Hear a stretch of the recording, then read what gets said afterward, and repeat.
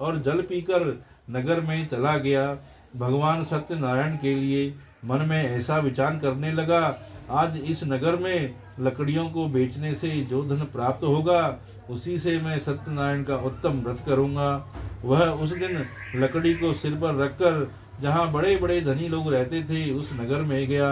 वहाँ उस दिन लकड़ी बेचने से उसे दुगना धन प्राप्त हुआ।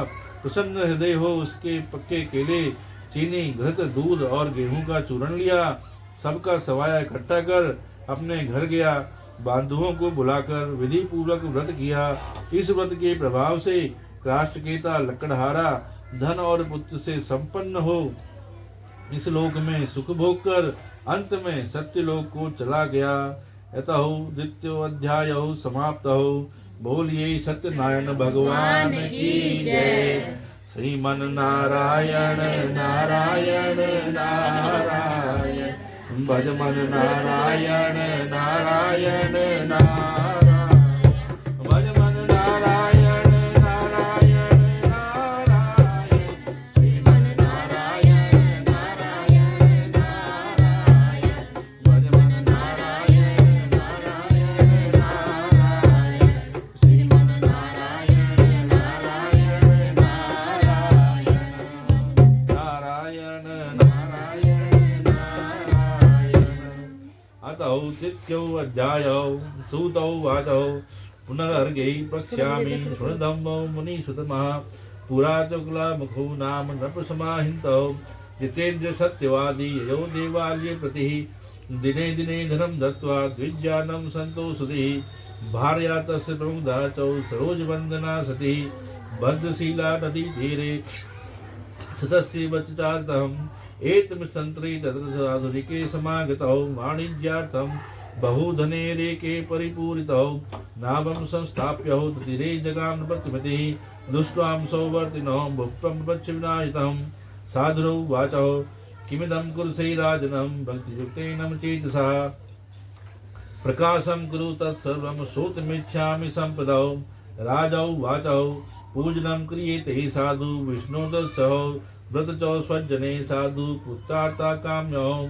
भूपस्य वचनम। तब सूत जी कहते हैं, हे श्रेष्ठ मुनियों, मैं आगे की कथा कहता हूँ, तुम सुनो। पहले उल्का मुख नामक बुद्धिमान जितेंद्रिय और सत्यवादी नाम का राजा था। वह धर्मात्मा नित्यपति देव मंदिर में जाता और ब्राह्मणों को दान देकर संतुष्ट करता था। उसकी स्त्री लावण्यवती कमलवंदना पतिव्रता थी। वह दोनों भद्रशिला नदी के तट पर सत्यनारायण का व्रत करते थे। इतने में ही वहाँ एक साधु नामक वैश्य व्यापार के लिए बहुत प्रकार के धनों से भरी हुई नाव को उस नदी के किनारे पर ठहरा कर राजा के पास गया। वहाँ वैश्य ने राजा को व्रत करते देख नम्रता से पूजा। वैश्य ने कहा, हे राजन, आप मन में अधिक भक्ति युक्त हो क्या करते हैं? ये सब आप मुझसे भी कहिए, क्योंकि मेरे सुनने की विशेष इच्छा है। तब राजा ही कहते हैं, हे साधु, मैं अतुल तेजस्वी भगवान विष्णु का अपने कुटुंबियों सहित पुत्र आदि की कामना से पूजन तथा व्रत करता हूँ। राजा के वचन सुनकर वैश्य ने सम्मान पूर्वक कहा, हे राजन, इस व्रत का समस्त विधान मुझसे भी कहें, मैं आपकी कथानुसार व्रत करूँगा। मुझे भी संतान नहीं है, इस व्रत के करने से निश्चित ही होगी। राजा ने सत्यनारायण व्रत का संतानदायक विधान कहा।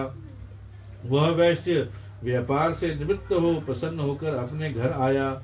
उसने संतान को देने वाले व्रत को वृतांत अपनी स्त्री से कहकर बोला कि मैं भी व्रत करूंगा यदि हमारे यहाँ संतान का जन्म होगा। इस प्रकार उस श्रेष्ठ वैश्य ने अपनी स्त्री लीलावती से व्रत का संपूर्ण महात्म्य सुनाया। एक दिन उसकी पतिव्रता स्त्री लीलावती पति सहित चित्त में आनंदित होकर सांसारिक धर्म में तत्पन्न हुई और सत्यनारायण की कृपा से गर्भवती हुई। 10वें महीने में उसने एक रत्न रूपी श्रेष्ठ कन्या को जन्म दिया। वह कन्या जैसे शुक्ल पक्ष में द्वितीया से पूर्णिमा तक चंद्रमा बढ़ता है, उसी तरह बढ़ने लगी। अतः उस कन्या का नाम कलावती रखा गया।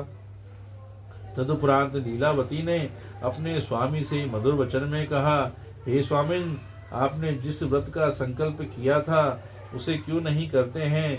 तब वैश्य ने कहा, हे प्रिय, कन्या के विवाह के समय सत्यनारायण का व्रत करूंगा। इस प्रकार स्त्री को समझाकर वैश्य दूसरे नगर में व्यापार करने चला गया। इधर वह कन्या कलावती अपने पिता के घर में बड़ी होने लगी। तदुपरांत उस वैश्य ने नगर की सखियों के साथ खेलती हुई उस कन्या को विवाह के योग्य देखा तो विवाह करने की मंत्रणा कर तुरंत दूत को भेज दिया। वैश्य ने कहा, कन्या के विवाह के लिए श्रेष्ठ वर को खोजो। ऐसी आज्ञा पाकर वह दूत कांचन नगर में पहुंचा। वहां से एक बनिए के पुत्र को लाया। बनिए के पुत्र को सुंदर और अति गुणवान देखकर जाति बंधुओं सहित वैश्य में चित्त से संतुष्ट होकर विधि विधान से कन्या दान कर दिया। परंतु अभाग्यवश उस उत्तम व्रत का विस्मरण हो गया। कन्या के विवाह समय व्रत न करने मात्र से भगवान सत्यनारायण रुष्ट हो गई। कुछ दिनों के बाद कार्य में कुशल वैश्य जमाता सहित व्यापार के लिए चल पड़ा। समुद्र के समीप रत्नासपुर में जाकर अपने श्रीमान जमाता के साथ व्यापार करने लगा। तदपश्चात दोनों राजा चंद्रकेतु के रमणीय नगर में गए। उसी समय सत्यनारायण भगवान ने साधु को भ्रष्ट प्रतिज्ञ देखकर शाप दे दिया कि तुमको कठिन दुख होगा। एक दिन राजा के धन को लेकर चोर वहां ही आकर रुके जहाँ पे ये दोनों वैश्य रुके हुए थे। उसी समय राजा के दूतों को वेग से आते देख मन में भयभीत हो धन को उसी स्थान में छोड़कर चोर वहां से तुरंत भाग गए। इधर दूत सज्जन वैश्य के निकट आए। वहां राजा के धन को रखा देख उन बनियों को बांध कर ले आए। प्रसन्नता से दौड़ते हुए राजा के समीप आकर दूतों ने कहा, हे प्रभु, हम चोरों को पकड़ लाए हैं, देखकर आज्ञा दीजिए। राजा की आज्ञा पाकर दूतों ने बिना विचारे ही उन दोनों को बांधकर जेल खाने में भेज दिया। सत्यनारायण भगवान की माया से उनका कहना नहीं सुना और राजा चंद्रकेतु ने उनका सब धन हर लिया। इधर भगवान के शाप से वैश्य की स्त्री अति दुखित हो गई और जो कुछ घर में रखा था वह चोरों ने चुरा लिया। आदि व्याधि भूख प्यास और अन्न की चिंता से दुखी होकर वह घर घर फिरने लगी। कन्या कलावती भी प्रतिदिन घर घर भिक्षा मांगने लगी। एक दिन वह कन्या सुधा से व्याकुल हो किसी ब्राह्मण के घर गई। वहां जाकर उसने सत्यनारायण का व्रत देखा। वहां बैठकर कथा सुनी। उसने वर मांगा और सत्यनारायण का प्रसाद भक्षण कर रात्रि में घर आई। उसकी माता कलावती ने प्रेम सहित पूछा, हे पुत्री, इतनी रात्रि को तुम कहाँ थी और तेरे मन में क्या विचार है? तुरंत ही कन्या ने माता से कहा, माता जी, मैंने ब्राह्मण के घर मनोरथ सिद्ध करने वाला व्रत देखा है। कन्या के वचन सुनकर वैश्य की स्त्री प्रसन्न हो सत्यनारायण का व्रत करने को उद्युक्त हुई। उसने पतिव्रता ने बांधुओं सहित सत्यनारायण का व्रत किया और वर मांगा कि मेरे पति और जमाता शीघ्र घर चले आएं। आप मेरे स्वामी और जमाता का अपराध क्षमा करें। इस व्रत के करने से भगवान सत्यनारायण फिर से प्रसन्न हो गए। भगवान सत्यनारायण ने श्रेष्ठ राजा चंद्रकेतु को स्वप्न दिया, हे राजन, बंदी गृह में उपस्थित दोनों वैश्यों को भोर होते ही छोड़ देना और जो कुछ तुमने धन लिया है वह भी उनको दे देना, नहीं तो धन और राज्य सहित तेरा नाश कर दूंगा। यह कहकर भगवान प्रभु अंतर ध्यान हो गए। तदुपरांत प्रातः काल होते ही राजा ने स्वजनों सहित सभा के मध्य में लोगों से अपना रात वाला स्वप्न कहा और आज्ञा दी कि बंधन में पड़े दोनों महाजन वैश्य को छोड़ दो। राजा के वचन सुनकर राजपुरुष महाजन वैश्य को बंधन से मुक्ति कर नम्रता से राजा के समक्ष लाकर कहने लगे, दोनों वैश्य को बंधन से मुक्त कर लाए हैं। दोनों महाजनों वैश्य ने राजा चंद्रकेतु को प्रणाम कर पूर्व वृत्तांत का स्मरण कर भय से व्याकुल हो कुछ भी नहीं कहा। राजा वाणिक पुत्रों से आदर पूर्वक कहने लगे, अपने भाग्य से तुमने ये महादुख प्राप्त किया है, अब तुम्हें कोई भय नहीं है। यह कहकर बेड़ियां कटवाकर शौर्य कर्मादि करवाया। राजा ने वस्त्र आभूषण देकर उनको आदर सहित वचनों से अत्यंत संतुष्ट किया और जो कुछ धन पहले ले लिया था उसका दुगना धन उन्हें दे दिया। फिर राजा ने उन महाजनों से कहा, हे महाजन, अपने घर को जाइए। राजा को प्रणाम कर वैश्यों ने कहा, अब आपकी कृपा से हम चलते हैं। यह कहकर महावैश्य अपने घर को चल दिए। इति तृतीयो अध्यायो समाप्त हो।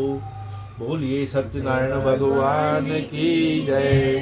श्रीमन नारायण नारायण नारायण भगवान नारायण नारायण नारायण भजमन नारायण नारायण नारायण श्रीमन नारायण नारायण नारायण भजमन नारायण नारायण नारायण। अतः चतुर्थो अध्यायो